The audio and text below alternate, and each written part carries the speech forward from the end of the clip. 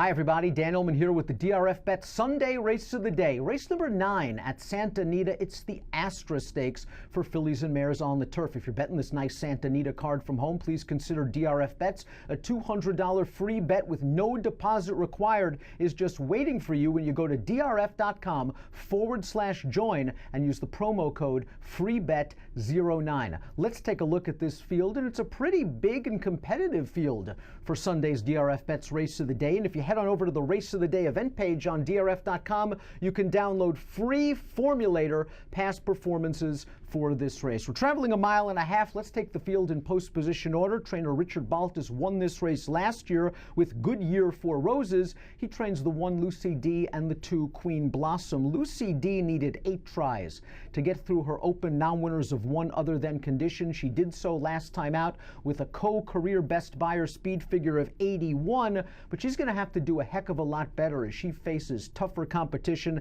and stretches out past 1.25 miles for the first time in her career. I prefer, of the 2 Baltas horses, the number 2 Queen Blossom. This horse was a Group Stakes winner in Ireland back in 2016, has still yet to reach the winner's circle since shipping over to North America, but she just went through the auction ring back at Fasig-Tipton in November, where she sold for $220,000. This will be her first start with Baltas. She was trained by Graham Motion in New York and in Kentucky and in Southern California to begin her North American career. Last time out, though, I really couldn't find much of an excuse. She went right to the lead. She set a very easy pace, and she just had nothing left in the lane. The runner-up that day came back to finish second again, but in the Grade 3 Long Island Stakes with an 88 buyer speed figure. If you want to make the argument that Queen Blossom didn't want to be on the lead in that race and that she's more effective from off the pace, you can certainly make that argument. I still need to see a little bit more, however. I was just disappointed in the late fade last time out, and now she has to come into this race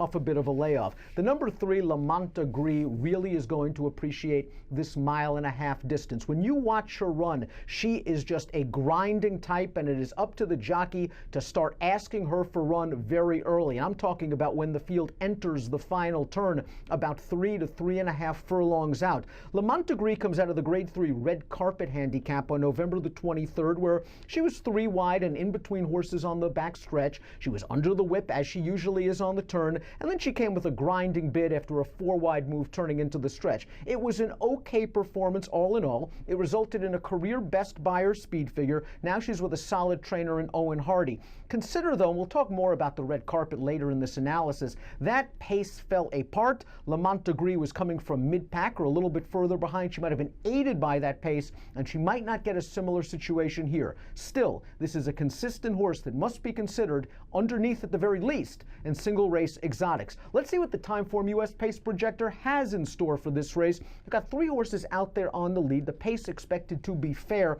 The number 4 Scandal might be able to make the front, as she did last time out at Del Mar. And perhaps most notably, that was the first time the trainer Richard Mandela stretched Scandal all the way out in distance. She was able to win that non-winners of one other than by a scant nose after just getting a great pace setup up front, where she was 3 clear and going slow early. This time around, she may not get an uncontested lead. She may face pressure. She is 1 for 16 with 9 second-place finishes in her career. It's quite possible that this distance is what she wants, and this is what she's finally been waiting for her entire career. She's just not trustworthy enough for me, even though she might be able to make the early lead. The 5, How Unusual, is one of the ones in the Astra Stakes. She's won her last 2 starts for Michael Pender, including the aforementioned Red Carpet, a race in which she was buried last on the rail in the far turn, altered course all the way out into the 5-path turning into the stretch, and then she stormed down the center of the track to win that race.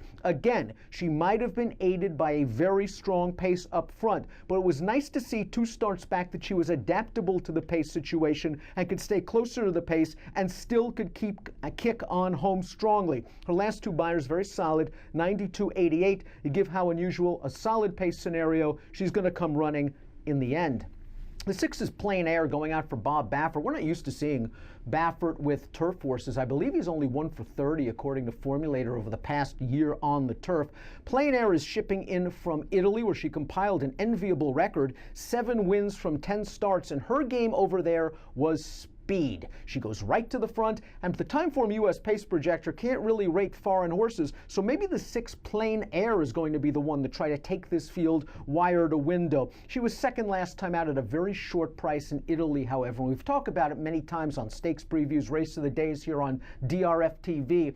There are rankings sort of in European races as it pertains to class. You've got your French, British, and Irish as Tier A, and then you've got the Italian and German racing as kind of the B-level races. And last time out, she was beaten by a German invader that had not shown much in her prior starts in Germany. I'm not sure that Plain Air was facing quality horses over there. We have Baffert's record on turf to consider, and this horse hasn't run since June 18th. I'll take a wait-and-see approach with the invader, the 6 Plain Air. It's also hard to recommend the number 7 Sweet Connie. Not only is this horse a maiden, she has yet to hit the board from 8 lifetime starts. She does have a very strong distance pedigree, and Paddy Gallagher is hoping that stretching her all the way out will wake her up, but she's hard to recommend. The 8 is Shazara, and I thought Shazara ran well last time out in a non-winners of one other than race. She overcame a slow pace to win by a head at a big price, 20-1, but that race was at a mile, and while she has run better races going long, I'm not sure they're good enough to take down this talented crew. The 9, Antonina,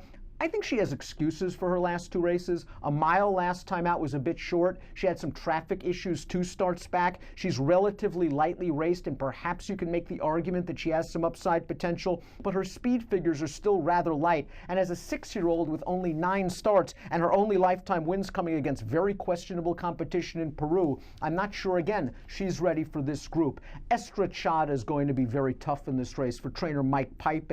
This horse was second behind Goodyear for Roses in this race last year at 56-1, but since then she has proven that that race was no fluke. Third in the Grade 3 Santa Barbara over course and distance, a graded stakes winner on the East Coast. And we've said it many times, we believe the East Coast turf runners last year were better than their West Coast counterparts. For Estrachada to come in and not only win the Weah at Saratoga, but then run a good 4th in the Glens Falls, finishing just behind Warflag, who came right back to win the Grade 1 Flower Bowl at Belmont with a 98 Beyer speed figure.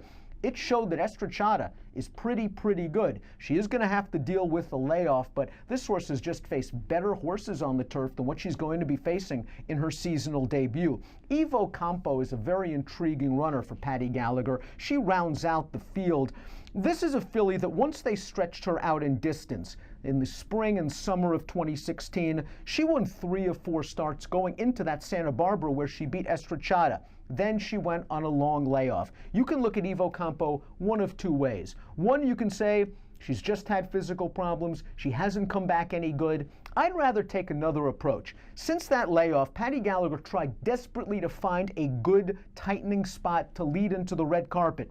All he could find was an allowance race against boys over the Tapeta surface at Golden Gate. That's not her surface, that 1 mile distance, not her distance, and she didn't do any running throughout. And I think Gallagher ran a short horse in the Grade 3 red carpet handicap last time out of necessity. Plus, while Evo Campo had a nice pace-tracking, ground-saving trip, she was close to that very fast pace, and she wasn't disgraced in the stretch when understandably tiring. I think we're going to see a much better Evo Campo this time around, and I think she's a horse you must consider in multiple race wagers. Let's take a look at my top pick for the Astra Stakes, one of 2 stakes races carded at Santa Anita on Sunday. I just like what Estrachada did in New York last year. She is a little bit strange with her lead changes in the stretch. She usually will hop back to her left lead, and sometimes that causes her a little bit of momentum. But I don't agree with the Timeform US pace projector that has her all the way at the back of the pack. I think she's more tactical than that, and perhaps the Baffert horse will show some speed and maybe set things up a little bit better for Estrachada. I'll take her in here. I wouldn't take anything less than 3-1, however, to win, and I'm not sure I'm going to get those odds. She might end up shorter than that. From a multiple race standpoint, however, I would use the 10, Estrachada, the 11, Evo Campo, the 5, How Unusual, and in a single race selection standpoint, I'll go 10, 5, 11, and 2. If you are playing the Santa Anita Sunday card again from home, please consider DRF Bets. A $200 free bet with no deposit required is waiting at drf.com/join when you use the promo code FREEBET09. Approximate post time for the Astra, race number 9 at Santa Anita on Sunday, 4:30 Pacific. Good luck.